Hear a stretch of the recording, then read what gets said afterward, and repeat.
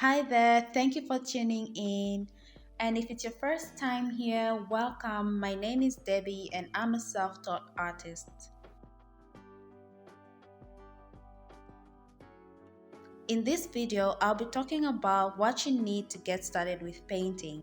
I'll also share a little background on how I got started with painting. I'll elaborate more on a few issues you might encounter when starting out. I decided to show this part of me painting the beginning where I draw out the lines and how this part can be so intimidating. This is a stage where you can doubt yourself and find yourself asking if you're even doing the right thing. This is why I decided to make this video to show you that the beginning doesn't have to be perfect, but as long as we push through till the end, definitely it will be worth it. My journey with art started out back in 2012. I was much younger and in college. It was during a long holiday and I had a lot of time in my hands. During this time, a lot was happening in my life and I had fallen out with friends, and this made me spend a lot of time alone. During my solitude time, I realized that I needed to channel my energy to something more productive and I needed to uplift my mindset. I also had a strong urge to paint. Prior to this, I was not exposed to any artist or even had the chance to watch anyone paint. I found myself wanting to paint the more days went by. I made a decision that I was going to paint and I decided to go out and get my painting materials.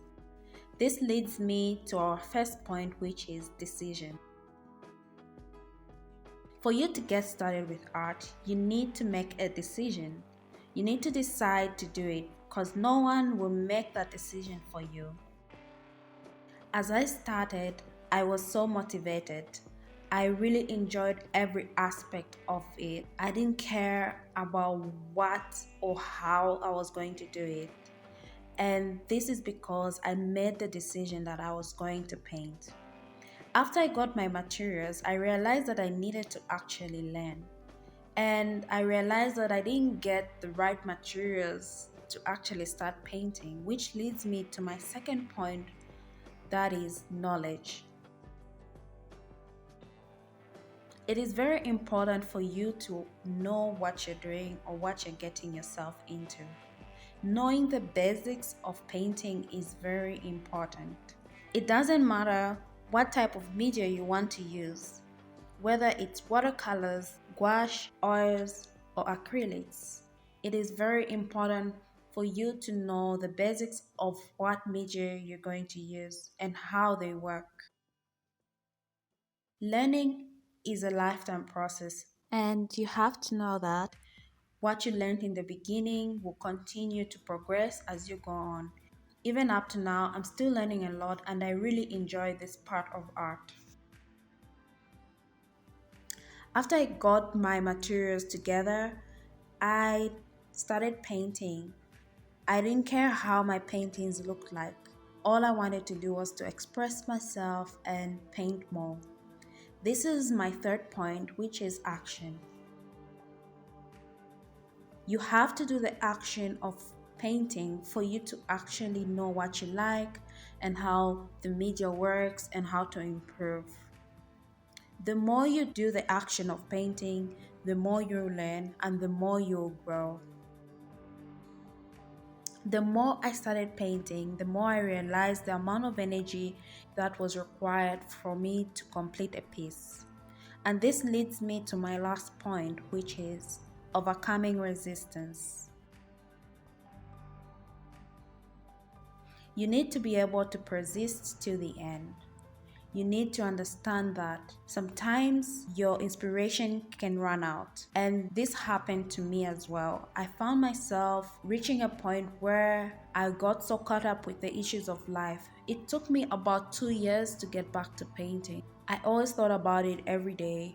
I always wanted to get back to painting. I always wanted to go back to that feeling of creating. that joy that painting brought to me was something I could never forget. And this is something everyone encounters in their journey, especially when it comes to painting. Resistance is real, life happens, but always get back to it no matter how long it may be.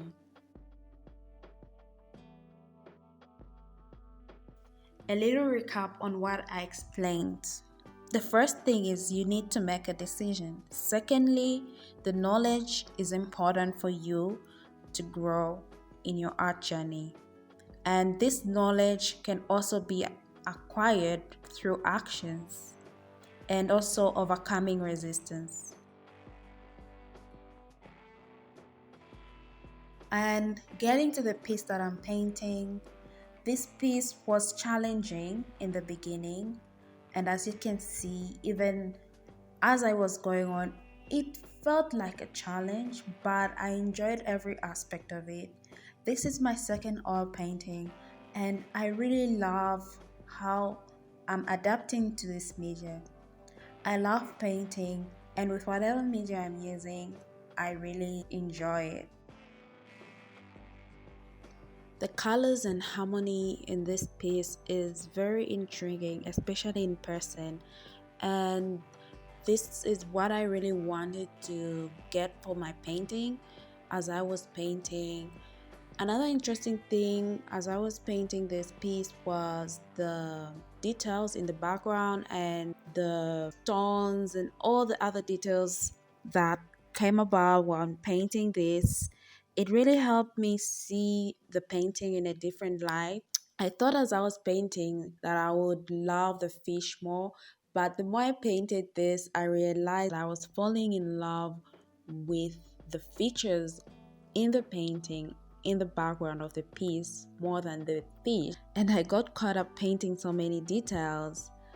Otherwise, it was a very good experience for me, and it was so refreshing to experience this and see how it came out from how I started. The fact that despite it being a small piece, it had so many details. I spent so much time working on the details, the small little details that catch your interest as you look at the painting.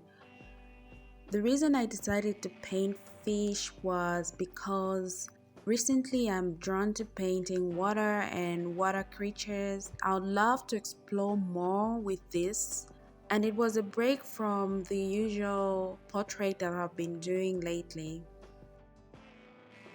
I hope this video has sparked some inspiration and hope you get started with painting. Thank you for listening to me as I was painting. So that's it for now. Like and subscribe, and see you in the next video. Bye.